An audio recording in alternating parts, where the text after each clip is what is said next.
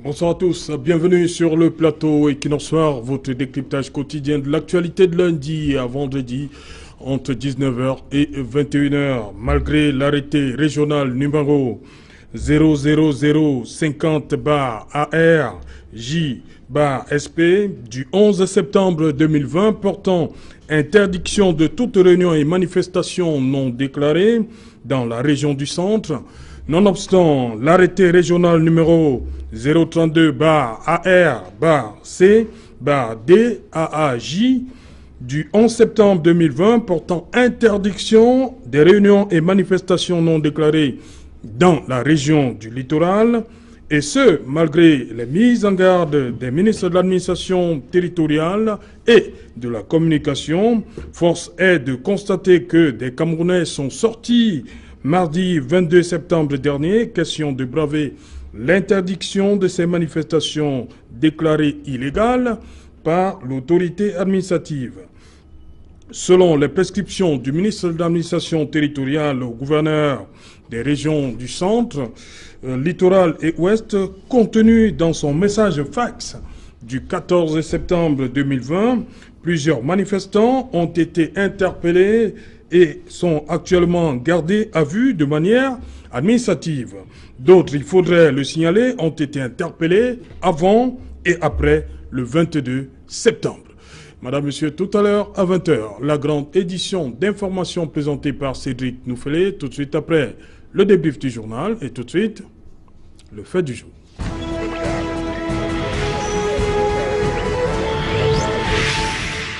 Arrestation des manifestants du 22, quel fondement juridique? Pour en parler, nous avons invité un plateau ce soir Barrister Tamfou Richard. Je commence par vous parce que le MRC fait son retour ce soir.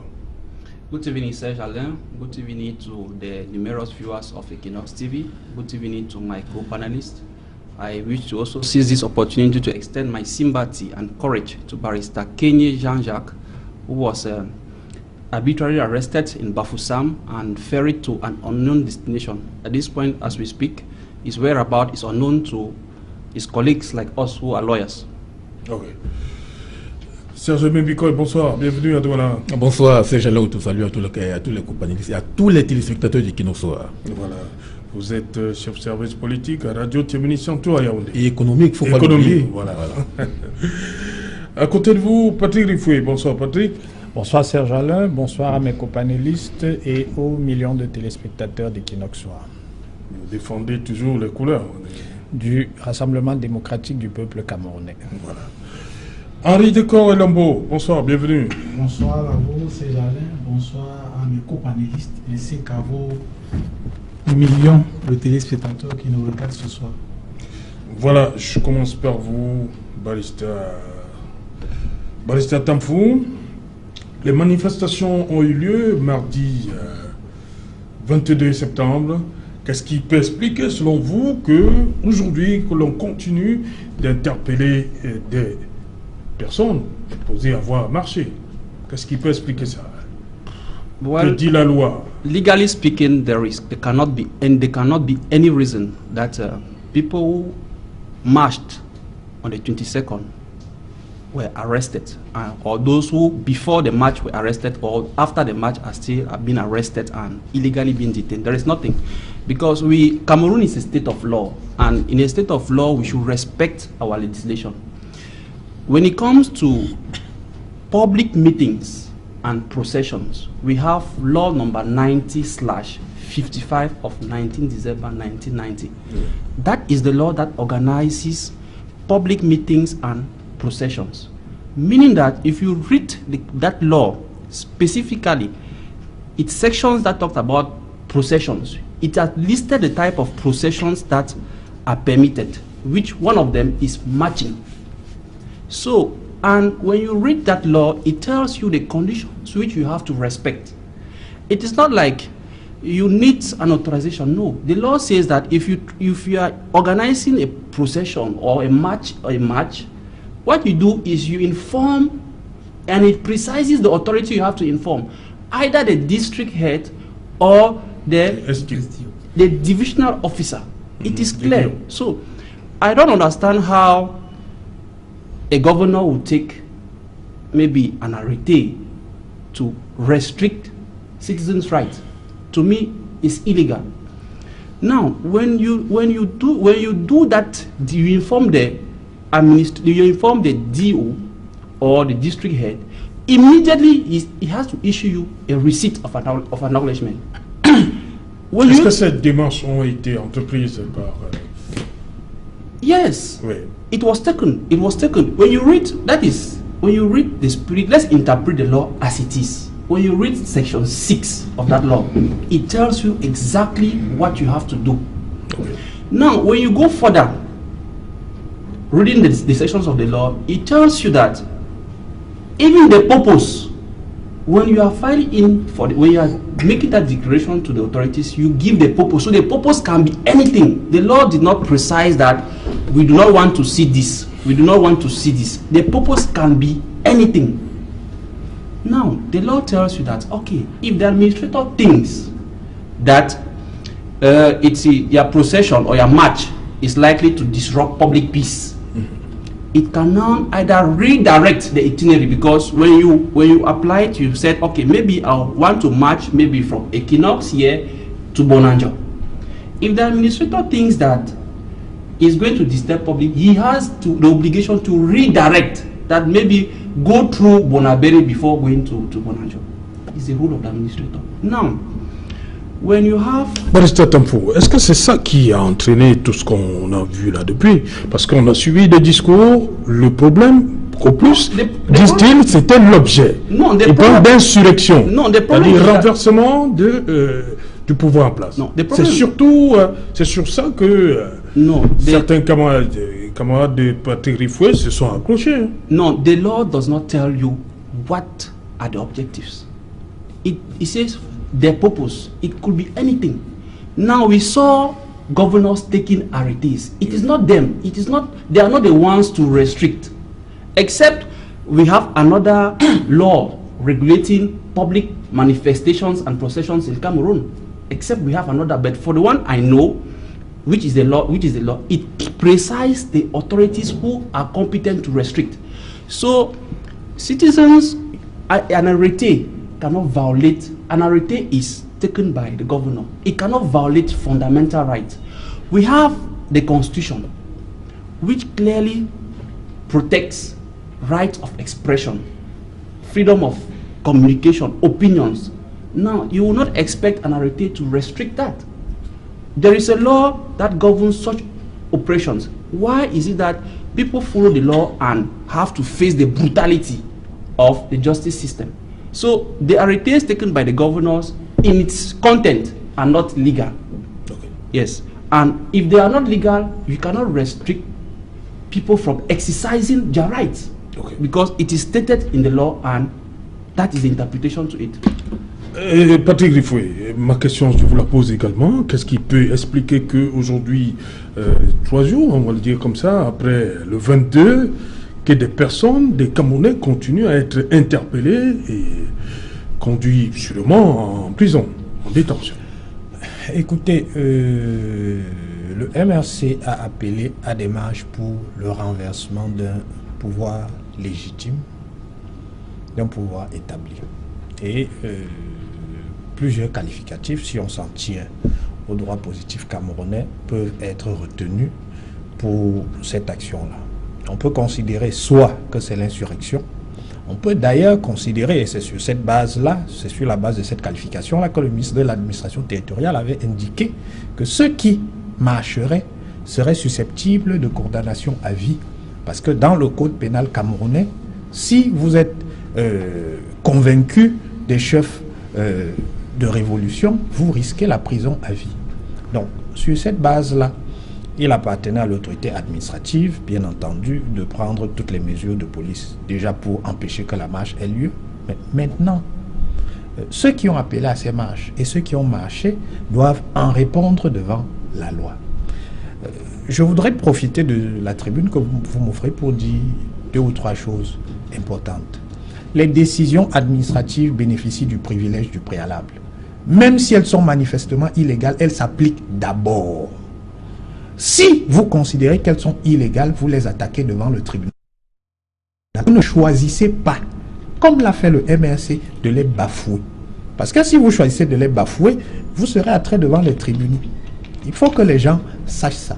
Deuxième chose, j'ai beaucoup entendu l'évangile sur la liberté d'expression et la liberté d'expression qui serait une liberté illimitée. Donc, dont on pourrait jouir de manière quasiment imprescriptible. Si je suis le raisonnement qui est fait par Maître Tamfou ici, et qui a été répété par d'autres membres de sa formation politique, j'ai le droit, demain, de réunir tous les voleurs de la ville de Douala et d'organiser une marche pour réclamer de meilleures conditions pour exercer notre activité, c'est-à-dire voler et truander les Camerounais. C'est ce que son raisonnement sous-tend. Ça suppose que demain, j'ai le droit de réunir tous les homosexuels de la ville de Douala ou même tous les homosexuels du Cameroun et on peut organiser une marche pour promouvoir l'homosexualité. Non, cela n'est pas possible. Le droit camerounais encadre l'exercice des libertés et la Constitution même le prévoit. Ces libertés sont garanties dans les conditions fixées par la loi. Et ces conditions sont de deux ordres. Première condition, les conditions internes, celles qu'il a évoquées, et il n'est pas allé au bout de l'article 8 de la loi qu'il a citée, qui précise que le gouverneur, en plus, l'autorité administrative saisie, en plus de pouvoir donner un autre itinéraire, peut interdire. Ça, ce sont les conditions internes. Conditions externes, ce sont les conditions qui sont contenues dans le code pénal. C'est-à-dire que si l'objet de la marche est un objet criminel, est un objet délictuel, est un objet contraventuel, vous ne pouvez pas marcher. C'est-à-dire que l'autorité administrative ne peut pas vous donner la licence de marcher pour un objet qui est lui-même contraire à la loi. Et ça, ce sont les éléments, les dispositions qui sont contenues dans le code pénal. Si vous marchez pour renverser un régime établi, il y a des dispositions du code pénal qui répriment cette infraction-là. Si vous appelez simplement au renversement d'un régime, c'est une conspiration, une tentative de conspiration.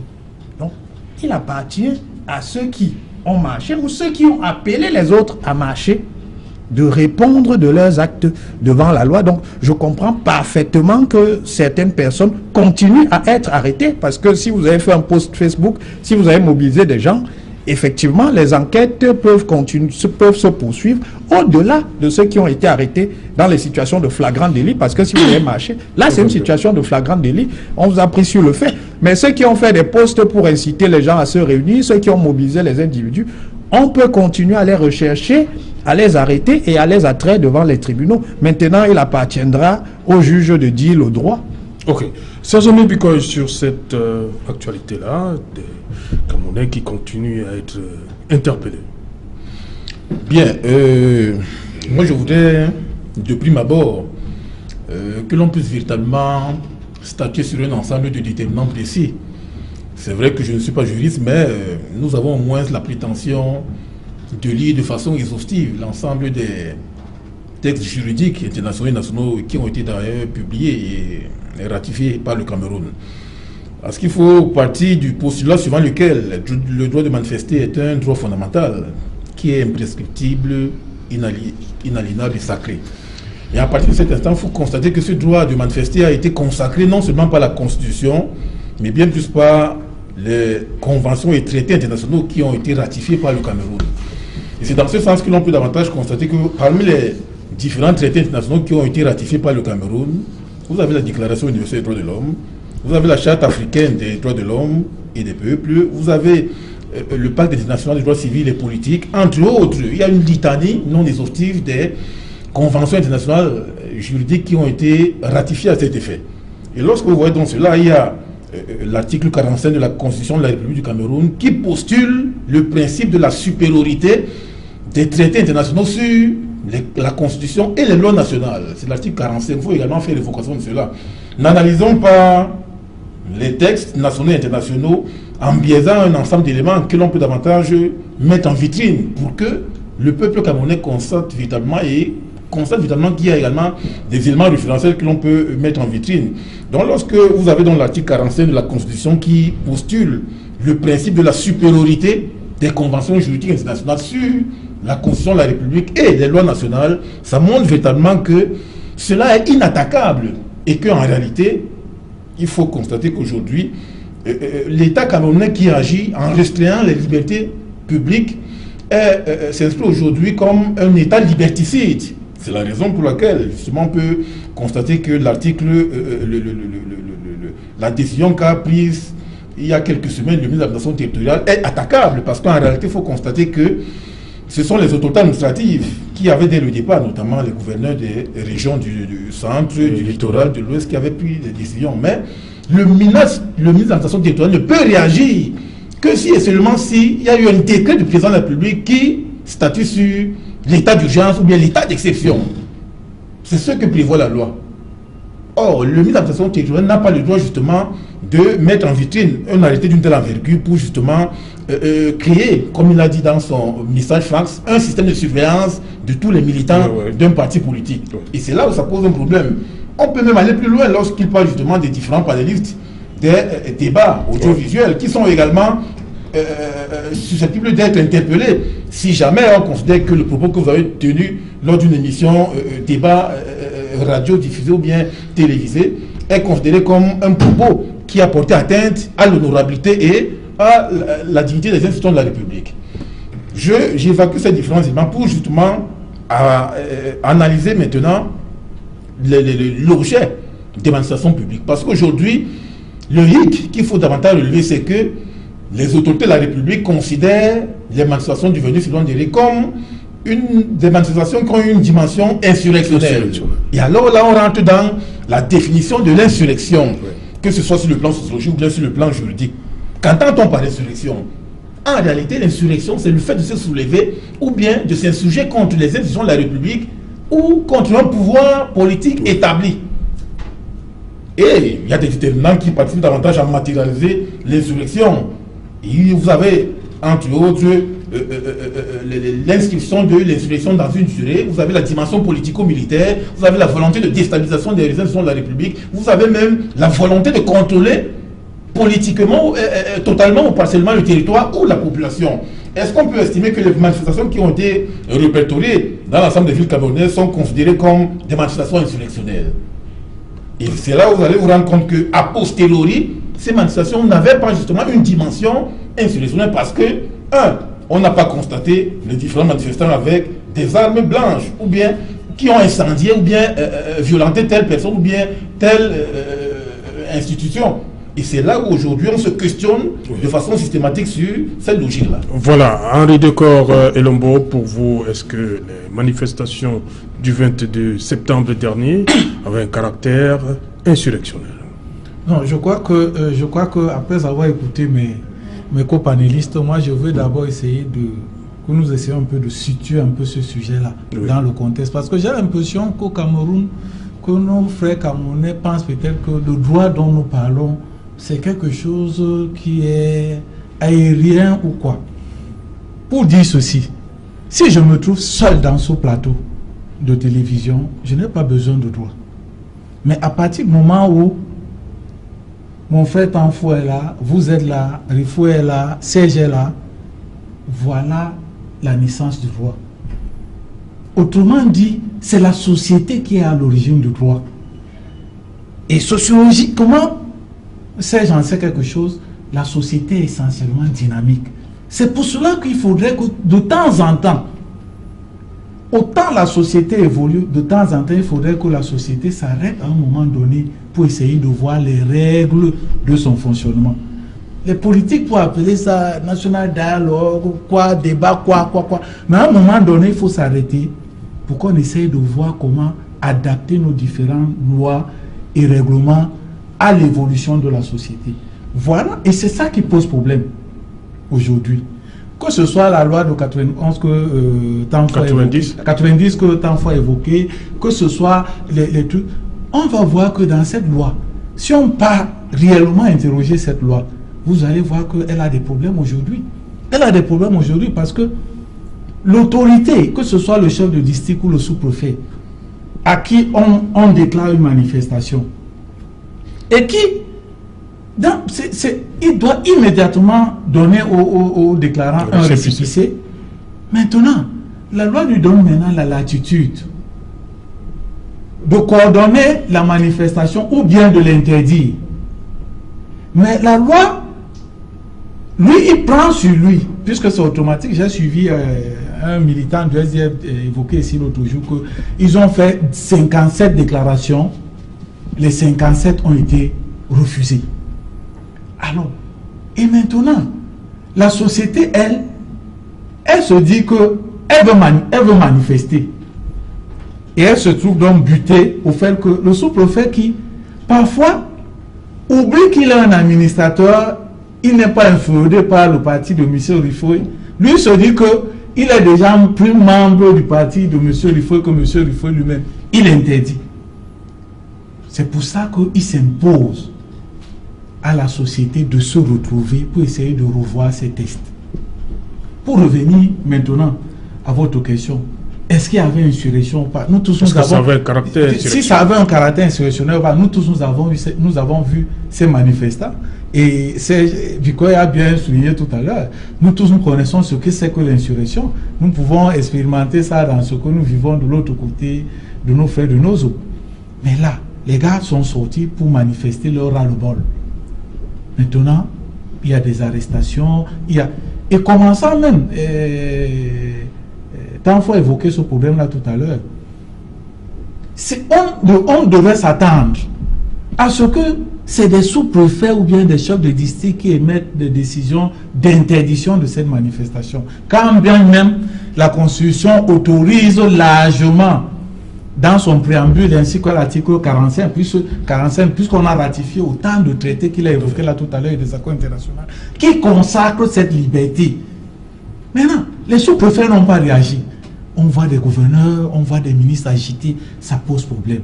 Je crois qu'il est temps que l'ordre gouvernant de Yaoundé essaye un peu d'organiser des assises pour que nous essayions un peu de toiletter ces différents tests-là pour ne plus vivre ce que nous vivons présentement. Barrister Tamfou, on revient à ces arrestations.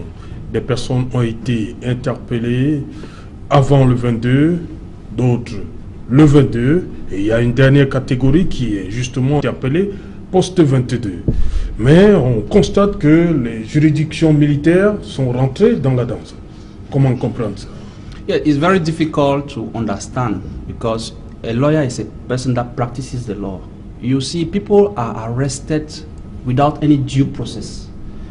We have a criminal procedure code in Cameroon that tells you how you have to arrest somebody. You cannot arrest somebody who is in his house, who has not done anything, and you don't have any warrant of arrest. You don't justify, he has not committed anything flagrant. Vous parlez de Olivier Bibou. Exactly. So, if you want to arrest, at least bring a warrant of arrest. Tell him that this is a document that I'm using to arrest you. But you will see people who come and pick you up, at times even brutalizes you, whereas it is not provided that you have to go, you have to be subjected to torture. You are being brutalized, and do you even know that you even reach the unit that you are being detained? Your statements are taken in total violation of the law because you don't have a right to counsel. You are not given the opportunity to be able to even call a lawyer who can assist you in your declaration. We were surprised to know that at the evening of the 25th, of the 22nd, after the marches, the next day, on that day, it was impossible for lawyers to even have access to where the people were detained. The next day, when we went to those different units, we were informed that their statements were taken already without giving them what the law says. Because if you read sections 116 of the Criminal Procedure Code, it is a right that you are entitled to a counsel. And if that is not being done when they are taking your statement, that police report is a nullity. So just to tell you that the whole process is manifested by flagrant irregularities, and you, the lawyer, you are even asking yourself that, what are we really applying? You arrest people illegally, you don't give them access to their lawyers, and you are directly prosecuting them to military courts.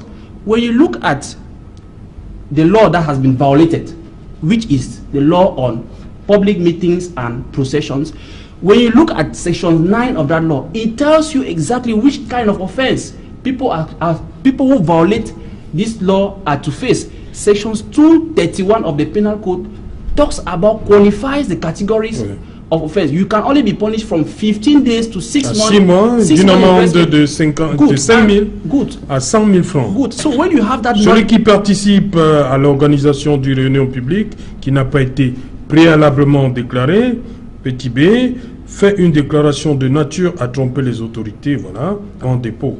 Mais je crois que c'est beaucoup plus le A. Participe, ceux qui ont participé à l'organisation d'une réunion publique qui n'a pas été déclarée. Subsection 2. Oui. Convenes a procession in any manner whatsoever. So when you look at this, when you look at that section of the law organizing public meetings and money, you automatically know which offense you have committed. And from 15 days to 6 months, what are you going to do in the military court? Which military offense have you committed that they are dragging you to the military court? Because the law organizing the military tribunal gives you the category of offenses that you can be brought there. But these are people who expressed a constitutional right. Mais le ministre René Manuel Sadi avait déjà parlé de la loi sur le terrorisme. Just to tell you that they had already been sentenced you before. Avant les marches. Exactly. That is the interpretation. That is it. So their sentence was already there, or their decision was already there before even the marches. That is the reason why you see all the arrests are being directed to military tribunals, which that is not the competence of that court, except they have violated. They have not violated, except they want to tell me that they did not violate the law organizing public meetings and procession, and they have instead violated another law which has nothing to do with the events that happened on the 22nd. So this just to tell you that it makes the lawyer work very difficult, because a lawyer is like a medical doctor. People have violated the law, as you claim. At least give them access to lawyers. You cannot be taking people's statement without lawyers or counsel assisting them. At the end of the day, which type of procedure are we into? You have already judged them there as you rightly put it in your communique, that whoever violates the law will face them. So things are done in an arbitrary way, as if we are not in a country of law. And someone is even tempted to say that Cameroon is not a country of law, because if we were a country of law, we will respect what the law says and not what we think before acting being committed. No. Ok. Patrick Rifoué, on a vu le terme qui revenait très souvent, c'était manifestation illégale. Après, on a vu surgir insurrection, appel à l'insurrection. Quelle différence on fait donc entre ces deux? Oui, mais je laisse les questions de qualification aux juges qui auront à connaître des procédures. Je ne veux pas rentrer dans les procédures. Mais ce que je dis, c'est que si effectivement les droits de la défense ont été violés, en vertu du code de procédure pénale, les avocats pourront invoquer la nullité et donc faire libérer très facilement. Donc, à contrario de ce que Maître Tamfou dit, c'est du pain béni pour les avocats de ces individus-là si leurs droits n'ont pas été respectés. Donc, vous devriez vous réjouir de considérer que leurs droits ont été violés, parce que quand vous allez arriver devant le juge, vous allez invoquer la nullité de la procédure telle que c'est prévu par le code de procédure pénale. Donc, réjouissez-vous. Maintenant, il faudra prouver effectivement devant les juges que les procédures ont été violées. Je dis une chose très simple, une fois que j'ai dit ça, c'est que ces gens qui ont marché, moi j'ai vu au soir du 23, du 22, j'ai vu le 23, j'ai vu les déclarations des militants du MRC, j'ai lu les tweets de Maurice Kamto, j'ai vu les déclarations d'un conseiller proche de Maurice Kamto. Donc pour vous, tout ceci justifie le fait que après le 22, qu'on continue à traquer, c'est même une traque. Hein, oui. Mais bien sûr, je suis désolé, mais il faut se remettre dans le contexte. Les initiatives de Kamto partent d'où? Elles partent du mouvement insurrectionnel au Mali. Après le mouvement insurrectionnel au Mali, il fait un communiqué dans lequel il dit que le Cameroun est une honte pour l'Afrique. Donc il se dit, le Mali parle au Cameroun. Et c'est à partir de là qu'il pense également à organiser un mouvement insurrectionnel. Et il est dans une logique où il ne s'agit pas il ne s'agit, le 22 ne constituait qu'une étape dans la longue marche qui lui permettrait d'arriver à ses fins. Donc, contrairement à ce que Serge Aimé Bikoy dit, il y a bien une logique insurrectionnelle, sauf qu'il considère qu'il faut y aller étape par étape. Le 22 septembre, ce n'était qu'un jalon. D'ailleurs, je pense que la prochaine étape, c'est quoi? Mais la prochaine étape, je ne sais pas. J'ai vu son conseiller donner, j'ai vu un de ses conseillers donner rendez-vous aux gens le 23, mais manifestement, il n'a pas réussi à mobiliser. Mais, n'en déplaise, justement, ce n'est pas parce que vous ne réussissez pas à mobiliser, ce n'est pas parce que vous n'arrivez pas à votre fin que le crime ou le délit n'est pas constitué. À partir du moment où vous êtes mobilisé pour le réaliser, même si vous n'y parvenez pas, le délit est constitué. Dans le cas d'espèce, il s'agit bien d'insurrection ou de révolution. Je pèse mes mots lorsque je le dis. Sinon, le conseil de Maurice Kamto n'aurait pas regretté que les marcheurs n'aient pas utilisé les tronçonneuses. Sauf si la marche pacifique à la tronçonneuse, c'est une nouvelle invention du MRC. Mais moi, je ne connais pas de marche pacifique dans laquelle on utilise la tronçonneuse. Et ça, c'est un regret qu'il a exprimé, ce qui indique bien que dans l'esprit du directoire du MRC, il s'agissait d'utiliser tous les moyens possibles pour parvenir à leur fin. Puisque dans ce cas, dans le voice que vous avez certainement dû entendre, il demande aux marcheurs d'utiliser la tronçonneuse contre les véhicules des forces de maintien de l'ordre. Bon, Serge Aimé Bikoy va me dire que c'était une marche pacifique. Une marche pacifique dans laquelle on prévoit d'utiliser la tronçonneuse, c'est encore un oxymore. Parce qu'une marche pacifique ne peut pas avoir pour objet de renverser un régime légalement établi. Ce n'est pas possible. Si vous voulez renverser un régime légalement établi, vous devez vous attendre à ce qu'il y ait des violences à un moment ou à un autre. Le gouvernement a été dans son rôle et dans son droit de prévenir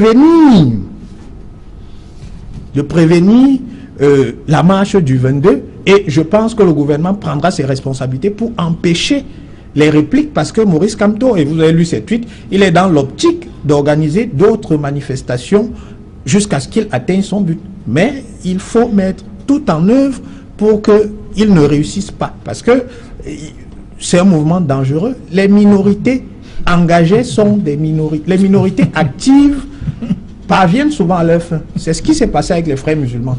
Il y a 150 ans, les frères musulmans, dans les pays arabes, c'était un mouvement minoritaire. Mais ils ont fini par imposer leur point de vue à la majorité. Et dans en Égypte. Voilà, dans un certain nombre de pays aujourd'hui, ils sont totalement majoritaires. Donc si vous n'entravez pas des gens qui vous disent clairement qu'on va finir par vous renverser, mais ils finiront par vous renverser. Donc, première chose, il faut empêcher que ces manifestations aient lieu. Deuxième chose, ceux qui persistent à manifester doivent en répondre devant les tribunaux. Maintenant, il appartiendra aux juges d'apprécier les qualifications et les avocats joueront leur partition, c'est-à-dire iront défendre leurs clients. Si les procédures ont été violées, c'est tant mieux pour vous parce que vous n'aurez pas de peine à les faire libérer. Et Serge Aimé Bikoy. Oui, il faut que l'on s'entende. Oui. C'est-à-dire que ne galvaudons pas la perception des lois au Cameroun.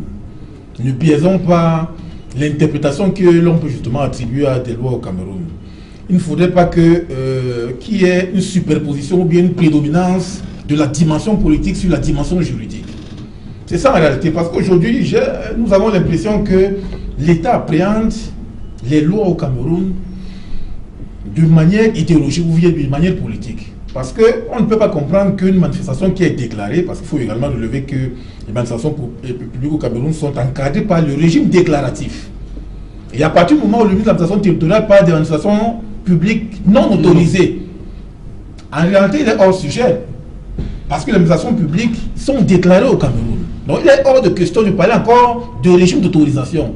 Nous sommes sur le régime de déclaration. Donc vous voyez bien que l'État se livre à un jeu qui est vicié et vicieux.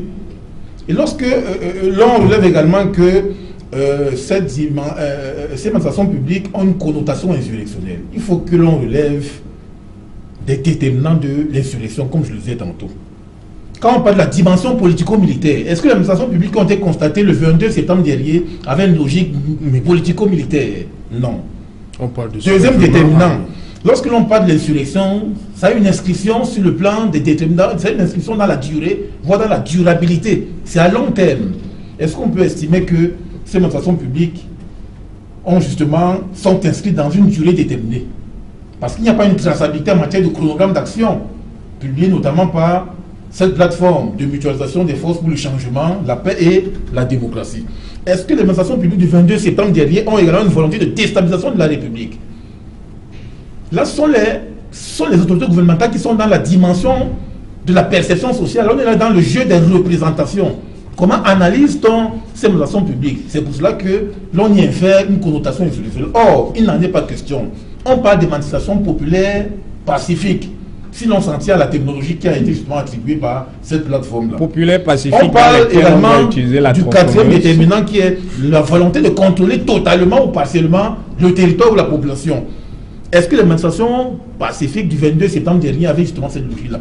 Parce que n'analysons pas en fonction de nos préjugés, nos a priori ou bien en fonction de nos représentations individuelles. Statuons sur les faits. La loi doit statuer sur les faits, voire sur la qualification des faits.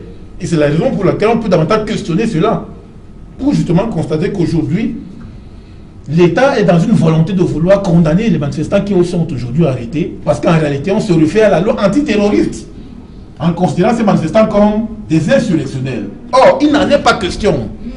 C'est pour cela qu'il faut questionner cela.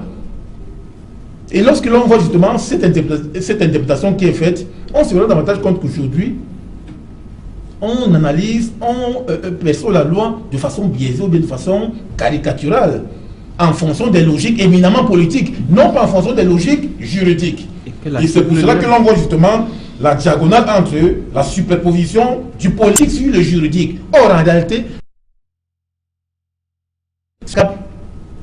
à tout moment. Voilà. Henri, d'accord, on constate ici, il y a le tribunal militaire, les tribunaux militaires qui sont rentrés dans la danse, et il y a des juridictions civiles. Comment comprendre que pour, on va dire, pour le même problème, que certains passent devant des tribunaux militaires et d'autres des juridictions purement civiles? Oui, ça rejoint tout simplement ce que Biko venait de développer. Ça veut dire que ça n'a pas de sens sur le plan de loi. De paraître les mêmes infractions sont les mêmes manifestations, les mêmes manifestants qui étaient arrêtés à Bafan, à Yaoundé, à Douala. Mais pourquoi ceux de Douala et Yaoundé passent devant les juridictions militaires et ceux de Bafan et ailleurs dans les juridictions ordinaires? Non, je crois que ça revient textuellement à ce que Biko venait d'expliquer. Ça veut dire quoi? Lui, il a parlé de la superposition du politique sur le judiciaire, mais non.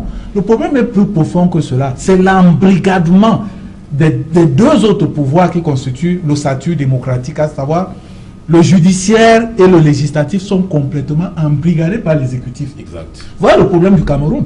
Il n'y a pas un autre problème en dehors de ça. Je ne comprends pas parfois. Et c'est pour ça que parfois, je ne comprends pas pourquoi les partisans de ces partis politiques n'arrivent pas à un moment donné à faire le distinguo pour voir clairement les choses. Le problème ne se pose pas. Si effectivement le code de procédure pénale consacre la liberté au Cameroun, le présent code de procédure pénale consacre la liberté. Mais maintenant, on a en face de nous certains gouvernants qui déjà ne respectent même pas ce code dans son applicabilité. Et tant faut essayer de vous expliquer. On vient t'arrêter chez toi, il n'y a aucun mandat, allez, on te porte, on te met, ils sont gardés, ils n'ont pas, les droits de la défense sont bafoués. D'ailleurs, même le simple caractère humain de ceux qui sont parqués dans les polices judiciaires, dans tout ça. Bon, je crois qu'il y a problème, il y a problème. Soit notre président de la République, qui nous a dit que non, ça ne sert plus à rien d'aller dans le maquis, nous devons parler, et qui nous a dit que nous devons avoir souvenance que c'est lui qui nous a apporté cette histoire-là, ce qu'on appelle démocratie. Mais je ne sais pas pourquoi aujourd'hui il y a un mélange d'embrigadement inexplicable au niveau des libertés. La fameuse loi de 90, c'est à travers la tripartite. Comme je reviens toujours là, les gens se sont assis pour dire que non, attention, ils s'opposent. Il y a un problème. On a essayé de faire celle-là. Aujourd'hui, on se rend compte que cette loi pose problème. Pourquoi ne pas s'asseoir? Non, la tripartite vient après. La tripartite après la loi. vient après la loi, mais la tripartite a essayé d'apporter beaucoup des avancées au niveau de la fameuse constitution de 96, Oui. qui a consacré pratiquement des libertés et tout. Mais aujourd'hui, si on a des lois qui posent problème, pourquoi est-ce que nous ne pouvons pas nous asseoir, appeler ça, que les politiques appellent ça n'importe quoi, mais qu'on se retrouve, que la société camerounaise se retrouve pour essayer de réajuster les différentes lois qui posent problème aujourd'hui. Maintenant, pourquoi est-ce que l'applicabilité de ces lois même là pose problème au niveau de nos gouvernants? C'est-à-dire que, voilà un cas de figure qui est assez simple. La loi de 90 est claire. Le sous-préfet ou le chef de district à qui on avait fait la déclaration aurait interdit cette histoire. C'est que ça ne se pose pas de problème aujourd'hui. Maintenant, les gens sont partis marcher. On les a interpellés. Pour dire mieux, si on les avait interpellés avec tout ce qu'il y a encadré sur le plan de la procédure pénale, à partir des arrestations, des auditions et même des placements, si c'était encadré par le code de procédure pénale, ça ne poserait pas problème aujourd'hui. Mais aujourd'hui, tel que nous voyons le fonctionnement, ça veut dire qu'il y a un problème. Soit il y a un élan d'embrigadement des libertés qui ne s'explique pas. Ça ne s'explique pas au XXIe siècle, avec tout ce que nous avons ratifié comme accord international et traité, et que le Cameroun se trouve aujourd'hui. Rufo a évoqué, a pris un exemple tout à l'heure là, mais le Cameroun n'est pas le Mali. Vraiment, le Cameroun n'est pas le Mali. C'est pas parce qu'aujourd'hui nous nous retrouvons aujourd'hui à un stade où on fait des comparaisons, tout. Vraiment, le Cameroun n'est pas le Mali. Le Cameroun n'est pas le Mali. Le Cameroun a quand même une place prépondérante en Afrique. C'est pas parce qu'aujourd'hui on est revenu qu'on s'exile même au Mali. Non, le Cameroun n'est pas le Mali. Il faut pas. Il y a eu comme. Si tu veux prendre le Mali, il y a eu combien de tentatives de renversement là-bas, des choses qui ne sied pas avec nous. Nous, on a notre statut juridique, on a notre canevas politique. L'essentiel est que les gens essayent de respecter cela. Et en respectant cela, ça ne poserait pas de problème. Vous avez arrêté, vous avez interpellé les gens. Les juridictions de droit commun sont là. Il faut les amener là-bas. Pourquoi faire des distinctions, aller au tribunal militaire, les placer? Ça crée problème. Monsieur Rufo, ça crée problème. Et autre chose que je vais ajouter, je ne comprends pas. Je posais des questions à un jeune l'autre jour, comme si je suis colonel aujourd'hui, ou bien sous-préfet, est-ce que si vous, Rufo, Bikoy est colonel aujourd'hui, il est sous-préfet aujourd'hui, vous, Rufo, vous êtes président de la République, si au cours des élections, c'est moi qui vous remplace aujourd'hui, c'est d'être colonel ou sous-préfet. Et c'est ça le véritable problème. C'est pour ça que je dis que ces tests-là posent problème. Même cette constitution-là aujourd'hui, il faut qu'on essaie de voir cette constitution. Parce que je vois que le simple fait que notre président de la République soit votre président de votre parti-là, ça pose problème. Les gens pensent que ça dit qu'ils nous confondent maintenant le parti et l'État. Ça pose problème. Ça pose problème vraiment. Voilà. Barista Tamfou, est-ce que, au regard de tout ce qui se passe depuis un peu avant le 22 et surtout après le 22, cette vague d'arrestations, comment on se sent au MRC aujourd'hui? Est-ce qu'il y a de la sérénité? Au MRC, les militants restent mobilisés parce que nous n'avons rien fait. Je dis bien rien parce que les marches qui ont eu lieu le 22 sont autorisées. La loi prévoit. Maintenant, la loi prévoit même les cas, l'infraction que tu commets lorsque tu violes une interdiction. L'article 231. Tu as 15 jours ou 6 mois. Ça veut dire que s'il arrivait même que tu aies violé cette loi sur les réunions publiques et manifestations publiques, tu peux être puni de ces peines. Donc, je ne vois pas pourquoi est-ce que les gens sont déférés devant le tribunal militaire. Ça veut dire que on imagine des infractions, même avant que l'action ne se passe, et que même quand l'action est déjà passée, on continue. Vraiment, si nous sommes dans un pays de droit, parce qu'en face, on veut toujours faire penser que lorsque c'est le RDPC qui marche, il n'y a pas de souci, qui manifeste, il n'y a pas de souci, on ne va rien casser. Mais lorsque c'est l'opposition qui entend marcher, non, il y a ces troubles à l'ordre public et autres choses comme... Si le régime en place veut nous faire rentrer 200 ans en arrière, qu'il soit clair, qu'on arrête de nous dire nous sommes un pays où on vit le multipartisme, on vit la démocratie. Parce que moi, je considère ceci comme une dictature. Vous voyez-vous, voilà le professeur Maurice Kamto, qui a signé à résidence depuis peut-être avant même les marches. Mais nous sommes où? Ça veut dire qu'on a des textes qui sont bien clairs, qui définissent quelles sont nos libertés, mais en face, on te pose l'armée pour te réprimer. Vous avez vu le dispositif sécuritaire qu'il y a eu. Donc c'est pour te dire qu'on fait nos lois, au lieu que nos lois soient faites pour protéger le citoyen, pour protéger ses libertés. Nos lois sont faites de sorte manière pour glorifier le roi. Nous rentrons où? Nous vivons où? Donc, moi je dis au MSC, nos militants sont sereins parce qu'ils savent qu'ils n'ont posé aucun acte, puisqu'il n'y a pas eu de casse. Vous ne les avez pas vus avec des armes, ou bien vous n'avez pas compris qu'ils avaient des goudins, et vous n'avez pas compris qu'ils ont brûlé quelque chose. Non. Ils sont juste victimes d'un système qui est endormi, qui dit vous êtes libre et pourtant vous n'êtes pas libre. On ne peut pas avoir une loi qui dit que voici comment est-ce qu'on doit se comporter, et en face, c'est le viol à tous les niveaux. Parce que je ne comprends pas comment est-ce que le gouverneur va prendre un arrêté qui interdit les réunions pour ceux qui n'ont pas eu d'autorisation. Et pourtant, la loi parle de déclaration. Si vous lisez cette loi, ce texte, vous n'allez jamais voir où on a dit autorisé. L'autorisation vient d'en chercher quoi?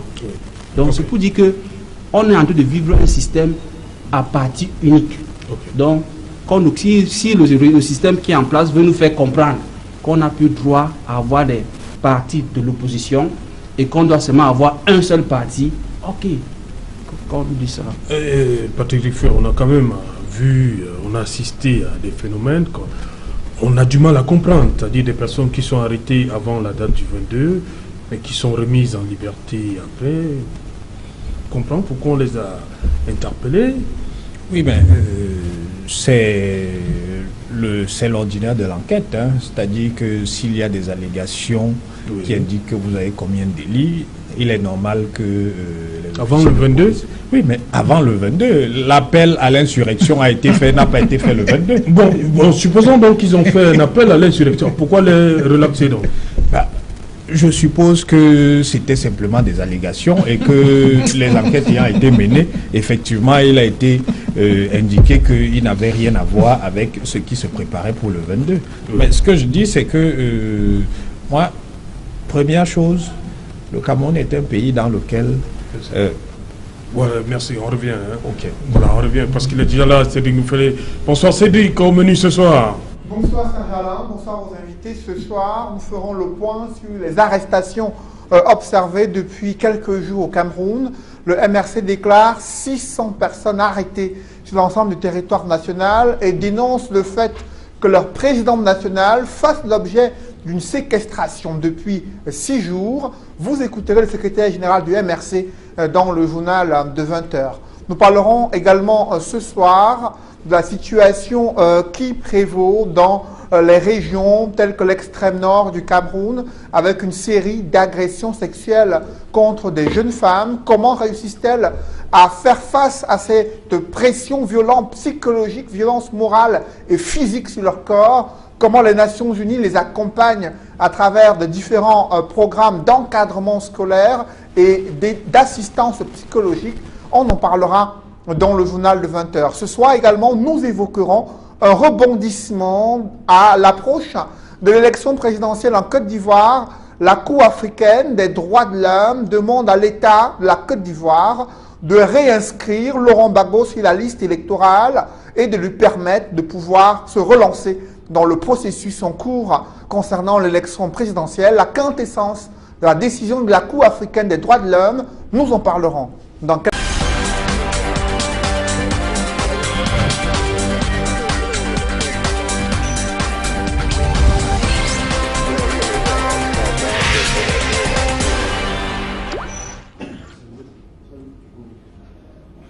Retour sur le plateau Equinox Soir, deuxième partie, la partie consacrée au débrief du journal, toujours en compagnie de Henri Decor et Lombo. Il est là, Serge Aimé Bikoy, Patrick Griffoué et Barista Tamfou. Barista Tamfou, il y a quelques jours, hein, c'est-à-dire au lendemain du 22 septembre, Maître Méli, Polyte Méli, qui parle au nom du collectif, annonçait 589 personnes. Aujourd'hui, le secrétaire général du MRC parle de 600. Les chiffres ne font que grimper. Yes, because arrests are still ongoing. Like you read the note of the Minister of Territorial Mission, who said that we were threatening Cameroonians that there will be victims of arrest before, on the 22nd and after. So that's just the logical understanding about the increase in figures. And we expect other arrests in the days to come. But what we are deploring is that these are Cameroonians who expressed a political right which is guided by the laws of the country, and they are victims of the barbarism and the brutality of the regime, because it's as if they just want to silence Cameroonians not to express what they think or what they feel. So they are violating all the rights of citizens, because you will not ratify international treaties. You have liberties prescribed by the constitutions. You even have a law that guides such activities, but still yet you don't respect it. So what we are living today is nothing else in relation to the law, because nothing has been done from the first step and up to now. People are illegally arrested, arbitrarily being detained, and a judgment already is there, because when they are directing them to the military court, is to tell you that they already have a sentence for them. It has nothing to do with the law. So we at the Cameroon Renaissance Movement think or continue to pray the government that it should use its wisdom. It is not by being repressive, silencing Cameroonians this way, that the socio-political environment will be at peace. Instead of arresting innocent Cameroonians and detaining them in those conditions, it is better they rethink that, because today this number is being arrested, and let me tell you that the militants are you are instead trying to revolt them the more, because they want to express a right, and you think you will arrest them, you will solve the problem. No, you are instead frustrating some. And let me tell you that even if manifestations are organized, you will still see people coming out, because there's the number 600 that you saw is to tell you how courageous, and not courageous that they have to violate the laws in place. No, when I say courageous is to say they are in that position to exercise a political right, which is prescribed, the right to manifest. So if the administration or the government in place thinks that the answer to it is to use a repressive measure or barbaric treatment on those militants, they are instead revolting Cameroonians. So we pray that the government should come to reason, and it has no reason to arrest or detain those people or refer them to the military tribunal, because that is not where they belong. People should be allowed, we are in a state of law, and people should be allowed to express their political opinions without being harassed. That is what the law says. Patrick Fouet, on se souvient que le 21 et 22 juillet 2019, à la prison centrale de Kondengui à Yaoundé, il y a eu cette mutinerie-là. Les prisonniers se plaignaient il y avait surtout la surpopulation carcérale. Voilà, on est à 600 déjà, là. Où est-ce qu'on va mettre? Vous nous avez dit que ça va continuer. Est-ce qu'il y a assez de place pour tout ce monde? Oui, mais vous dites que ça va continuer. Il me semble, et vous-même vous l'avez indiqué, qu'il y en a qui sont relaxés au terme des enquêtes. Donc rien n'indique que tous les 600 tous les 600 vont se retrouver en prison, soit comme prévenus, soit seront finalement condamnés. Il faut laisser les procédures aller à leur terme. Il y a un certain nombre d'actions qui sont faites à leur endroit. Ce sont des allégations qui sont suffisamment graves pour qu'ils aient été attrait plutôt devant le tribunal militaire. Mais je dis, il faut laisser le juge dire le droit. Et le juge, ce n'est pas le gouvernement. Le ministère public a le droit de retenir les qualifications qu'il considère comme correspondant aux actes qui ont été posés. Mais ces qualifications-là ne tiennent en aucun cas le juge qui décide en dernier ressort. Donc il faut laisser que la justice fasse son travail en toute indépendance. Et j'ai l'habitude de rappeler que le gouvernement camerounais lui-même a plusieurs fois devant nos tribunaux mordu la poussière. Donc il n'y a pas de raison que si certaines personnes ont été arrêtées injustement, que ces personnes soient élargies. Maintenant, celles qui seront convaincues d'avoir participé à l'organisation de cette marche, la marche du 22, celles qui sont convaincues d'avoir conspiré pour l'organisation des marches à venir, parce que je précise encore, ce n'était que la première marche. Le MRC entend bien, et Maurice Kamto l'a précisé dans cette tweet, le MRC entend bien organiser d'autres marches à la suite de celle-là. Donc ceux qui s'inscrivent dans cette logique-là, bien entendu, ils feront face à la rigueur de la loi. Il n'y a pas de raison que certains Camerounais se pensent au-dessus de la loi en excipant une liberté d'expression qui serait imprescriptible. Je dis non. Vous ne pouvez pas prendre la rue pour célébrer le vol. Vous ne pouvez pas prendre la rue pour faire l'apologie de l'homosexualité. Donc vous ne pouvez pas prendre la rue non plus pour appeler au départ d'un président légitimement élu. Je rappelle que pour ceux qui aiment citer la Constitution, la même Constitution nous dit que la souveraineté appartient au peuple et que d'aucune façon une fraction du peuple ne peut s'en arroger le droit. Donc les militants du MRC ne peuvent pas s'arroger le droit de parler au nom du peuple camerounais parce qu'ils ne sont pas le peuple camerounais. Ils ne constituent qu'une fraction du peuple camerounais. Donc dans le cas d'espèce, s'ils considèrent que le président Biya ne doit plus être aux affaires, il y a une échéance pour ça. Cette échéance, c'est 2025. À eux de travailler le terrain et de convaincre les Camerounais de voter pour leur champion. Mais si vous décidez d'écouter le mandat d'un chef de l'État légitimement élu, vous ferez face aux rigueurs de la justice. C'est de ça qu'il s'agit dans le cas d'espèce. Et je voudrais terminer en disant une chose très simple. Dans ce pays, tout le monde est libre de s'exprimer comme il le sait. L'espace public est libre.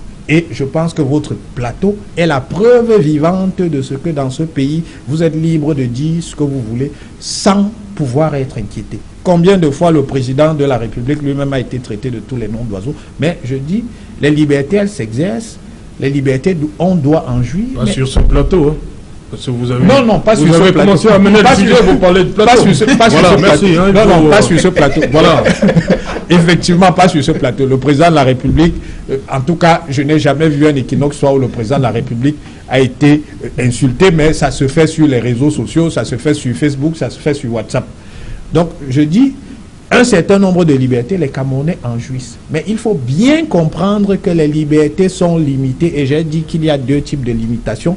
Le premier type de limitation, c'est celles qui sont contenues dans la loi de 90. Le second type de limitation, ce sont les limitations qui sont contenues dans le code pénal. Si vous appelez au départ du président de la République, vous comptez organiser plusieurs marches. Vous vous inscrivez dans la durée. Parce que vous ne comptez pas, ce n'est pas une seule marche. Vous comptez organiser plusieurs marches. Vous précisez qu'il faut même utiliser des armes, parce que la tronçonneuse est une arme qui peut être une arme létale. Eh bien, ça signifie que l'intention de recourir à la violence est établie sur la base du propos qui a été tenu par un responsable du MRC. Donc, il s'agit bien évidemment d'insurrection, et je suis désolé, mais ceux qui ont participé à cette cabale devront en répondre devant les tribunaux. Vous insistez sur les tronçonneuses. Est-ce que ces tronçonneuses ont effectivement été utilisées? Oui, je vais vous lire un texte. Non, parce que l'insurrection veut dire soulèvement armé, soulèvement armé. Oui. Voilà. Bien. Écoutez, on dit, prenons l'article 94 du Code pénal, tentative de conspiration. Toute tentative manifestée par un acte tendant à l'exécution d'un crime ou d'un délit impliquant sans équivoque l'intention irrévocable de son auteur de commettre l'infraction. Si elle n'a pas été suspendue ou si elle n'a manqué son effet que par des circonstances indépendantes de la volonté de son auteur, est considéré comme le crime ou le délit lui-même. Vous avez dit qu'il fallait utiliser une tronçonneuse. Mais on considère que l'intention de recourir à la violence est établie sur la base du propos que vous avez tenu. Non, la qualification S'il vous plaît. ne se fait pas a priori, voilà. mais elle se fait a posteriori. Voilà. Ils ont Justement, la- il a parlé après. Oh là là. Il a parlé après. Je suis désolé. Il a parlé après. Il a parlé après le 22, sauf que la dynamique insurrectionnelle du MRC ne se limite pas au 22, puisque le MRC précise bien qu'il entend organiser d'autres marches. Si vous ne tenez pas compte de ça, vous allez prétendre qu'effectivement il s'est exprimé après. Mais ceux qu'on arrête aujourd'hui, on ne les arrête pas simplement pour la marche du 22. C'est pour l'intention de renverser le président de la République. Et cette intention s'inscrit dans la durée, c'est-à-dire qu'il y a plusieurs marches qui doivent être organisées. Ok. Ça se met Bikoy d'abord. Oui. Avant. Je prends la parole pour dire que lorsqu'on parle de l'intention n'est pas un fait. L'intention, c'est une disposition intérieure Article 94. à l'individu. C'est le fait qui est un comportement extériorisable et qui est capable justement d'être soumis à l'appréciation des juges. Mais lorsque l'on parle de l'intention, on est toujours là dans l'imaginaire, dans une disposition qui est intériorisée à l'individu. Et alors là, on ne peut pas justement statuer sur l'intention de l'individu qui parle de tronçonneuse dans un discours pour justement estimer que oui, cela peut être catalogué ou bien superposé aux différents faits qui seront justement évalués. Et alors que nous ne tombons pas dans le piège des discours qui sont produits par des acteurs politiques. On sait véritablement qu'il y a des acteurs qui sont par essence violents. Vous savez bien la connotation de la violence symbolique qui est revêtue dans les différents discours. Est-ce que sur la base de ces discours-là, on peut davantage estimer que c'est une intention insurrectionnelle? Non, pas du tout. C'est pour cela que restons sur les faits. Et lorsque l'on parle justement de la qualification d'un ensemble de faits, la qualification des faits juridiques ne se fait jamais a priori. Mais elle se fait a posteriori, c'est-à-dire après justement l'événement qui s'est déroulé.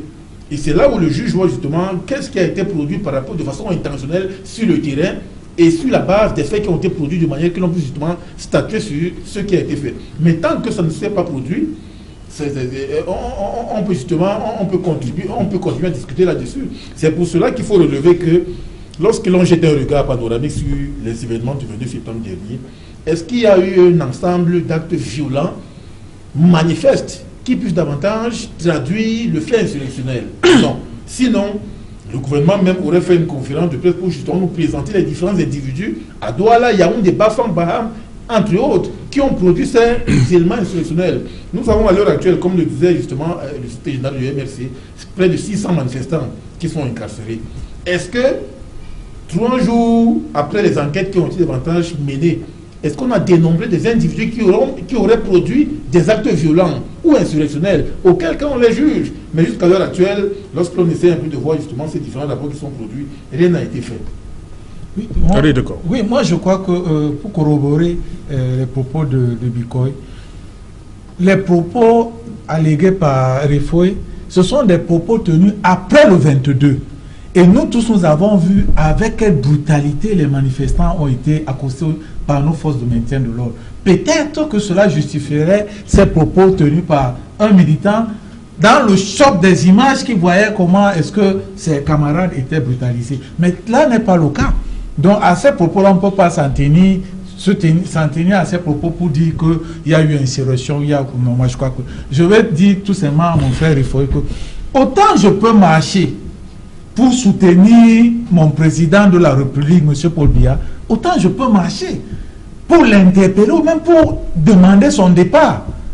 Il faut que le RDPC essaie d'intérioriser cela. Autant on peut marcher pour dire Ayoub, notre président, autant on peut sortir pour dire que non, on ne veut plus de toi, monsieur le président, parce que il y a ça, il y a ça, il y a ça. Tant que le RDPC n'arrive pas à intérioriser cela, ça pose problème au niveau de la société. Laissez les gens marcher, encadrer les gens. Moi, je ne savais pas qu'il y avait autant de forces de maintien de l'ordre dans la ville de Douala.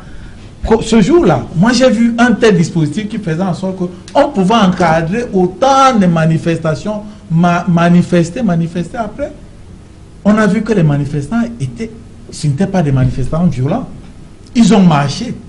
Les quelques bribes que nous avons vues, ils ont marché. Alors, prétendre qu'il y a insurrection, qu'il y a rébellion, qui a trouble à l'ordre public, moi je crois qu'il y a un problème. Je crois qu'il y a un problème. Nous sommes purement dans le champ politique et non dans le champ du droit.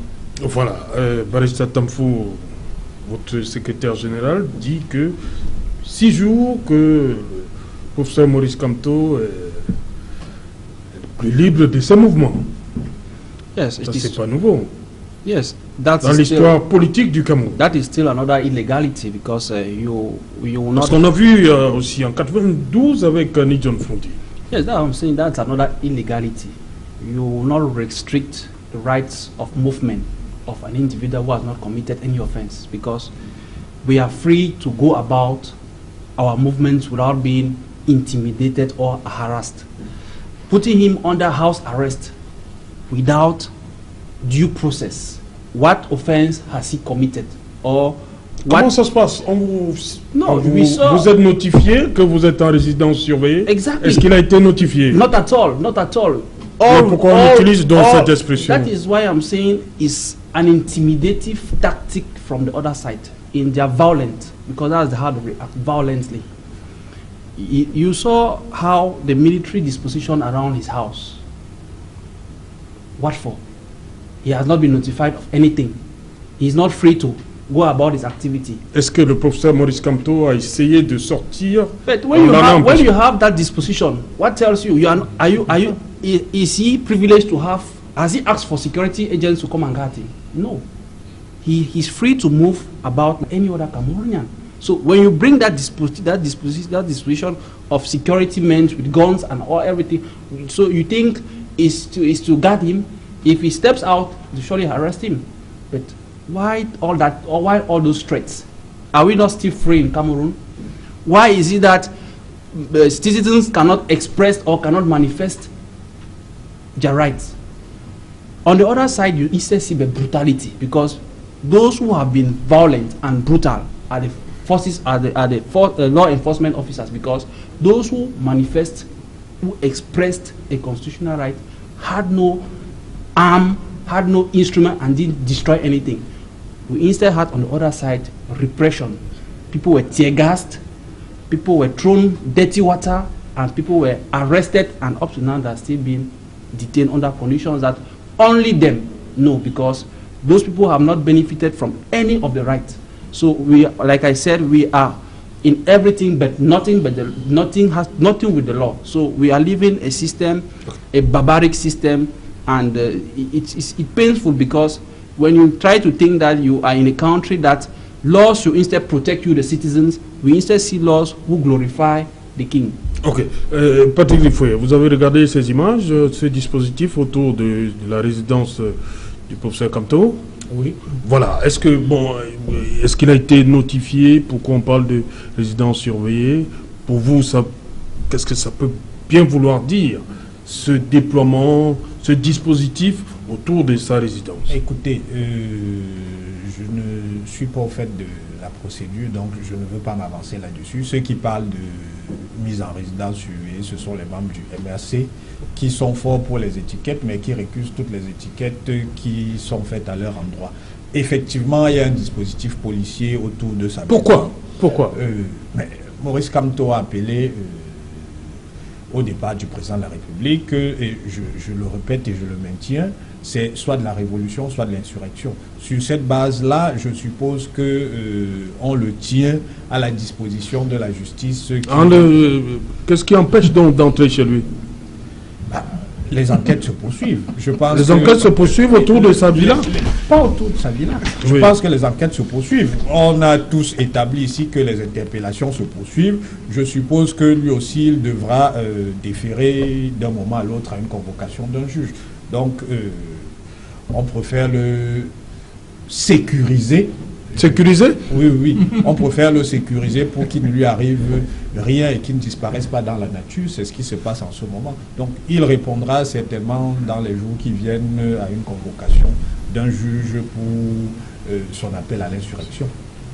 Tiens, Bikoy, ce dispositif, qu'est-ce que ça vous suggère? J'ai évoqué le cas de Ni John Fronti en 92 aussi, où sa résidence avait été aussi, on va dire, encerclés, mais il y a eu le rôle des Takumben, ces dames-là qui assuraient aussi sa sécurité, de Nidjon Frontier en 92. Oui, il faut faire une analyse de l'encerclement du domicile de Maurice Kamto. Parce que lorsque l'on jette un regard sur ce dispositif qui est militaire, vous allez davantage vous rendre compte que l'objectif principal, c'est de neutraliser le leader principal. Parce que vous savez bien quel est le degré de notoriété que Maurice Kamto a aujourd'hui au Cameroun. Non, à quoi ça sert? Non, on veut comprendre à quoi ça sert tout ça. On a vu le 28, je crois le 28 janvier 2019, on n'a pas eu besoin de... ils sont rentrés directement chez Albin Zonga. Oui, vous savez, il y a une lecture différentielle que l'on peut faire. Qu'est-ce qui empêche donc? L'analyse des événements se produit en fonction du contexte. Oui. Le 28 janvier, nous partons d'abord des manifestations pacifiques, des du manifestations 26 liées à la récente ordre électorale, le 26 janvier. Oui. Et 2 jours après, l'on se rend compte que le même 26, le président national du MSC arrive à Douala pour justement rendre visite à Célestin Djamel, Michel Ndoki et d'autres manifestants qui avaient été interpellés ce jour-là et conduits dans les différents centres de santé de la ville de Douala. Et partant de là, l'on se rend compte que pour qu'il n'y ait pas nous récurrent des manifestations, il faut davantage traquer l'ensemble des différents acteurs politiques qui étaient justement logés chez Albin Djonga. Et c'est ce qui s'est produit le 28, de manière que l'on puisse empastiller l'ensemble des leaders et alliés politiques du président national du MFC. Aujourd'hui, il y a un autre dispositif qui est présenté. Et l'on constate que de façon fonctionnelle, il y a aujourd'hui une autre méthode qui a été davantage diligentée par le régime en place, à savoir qu'il faut neutraliser l'ensemble des leaders du MFC. C'est pour cela que vous avez vu, en dehors de l'encerclement de Maurice Kamto, il y a eu l'arrestation de Alain Fouquet qui allait s'enquérir de la situation de son leader. Il a été arrêté à 3 h du matin. Et vous avez également eu la neutralisation de Bibou Nissa qui lui a également été interpellé où? Chez lui. Lui n'était même pas dans la rue. Donc lorsque vous voyez la tactique principale dans le jeu de la scénarisation de cette politique-là, c'était justement de neutraliser les leaders, c'est-à-dire des cadres du directoire, de manière qu'il n'y ait pas véritablement les manifestations pacifiques du MFC. Et c'est ce qui s'est passé. Vous allez vous rendre compte que les manifestations se sont davantage déroulées à Douala, Bafoussam, Bafang, mais à Yaoundé, il n'y a pratiquement pas eu quelque chose. Parce que tout ce qui était prévu comme manifestation à 10 h, ça a été reporté à 13 h. Mais à 13 h, à partir du moment où l'encerclement de la résidence du leader national avait été justement fait, et les autres cadres directeurs étant arrêtés, notamment Alain Fouquet, Guibou Nissak, les autres cadres directeurs n'ont pas pu se mobiliser et c'est ainsi qu'ils ont été dispersés, notamment au niveau du marché d'Etoudi. Parce que la tactique c'était de partir du marché d'Etoudi pour arriver à la résidence de Maurice Kamto. Or, toutes les voies principales conduisant à la résidence de Maurice Kamto étaient obstruées. Comment allez donc vous faire à partir du moment où vous constatez que l'ensemble des voies qui mènent à la résidence de votre leader sont obstruées? Et c'est ainsi que les uns et les autres ont été dispersés et d'autres arrêtés, de manière à pouvoir justement mettre un terme justement à ces manifestations. C'est pour cela que la manifestation à Yaoundé a été carrément éphémère. Parce qu'en réalité, tout a été justement présenté de manière que l'on puisse justement stopper toute velléité de contestation ou bien toute velléité de marche pacifique opérationnalisée par les différents acteurs du mouvement pour la renaissance du Cameroun et des autres partis des forces de la société civile alliées à ce mouvement-là.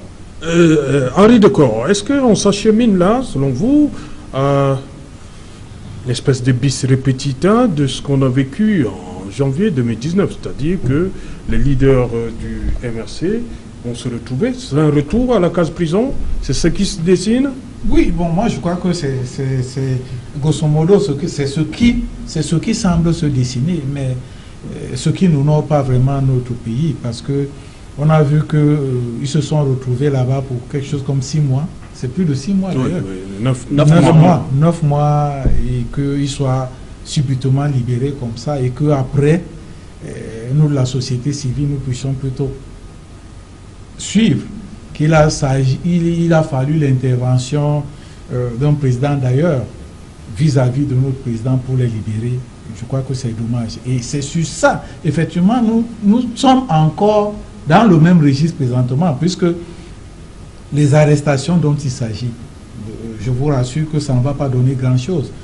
les Richards qui sont dans la team, dans la défense team de ces gens-là, ils savent très bien que toutes ces infractions qui sont alignées là, ils vont les balayer d'un revers de la main pour rester justement dans le champ politique. Et comme je disais tantôt, comme le système fonctionne, comme le problème est purement systémique, Biko veut éluder ce problème, le problème est purement systémique, comme le système, les deux autres pouvoirs, que ce soit le législatif, que ce soit le judiciaire, sont complètement neutralisés par l'exécutif, ils seront embrigadés, sûrement. Vous avez suivi comment Rifoya a dit tout à l'heure, que le dispositif c'est pour sécuriser le professeur Maurice Kamto. Non.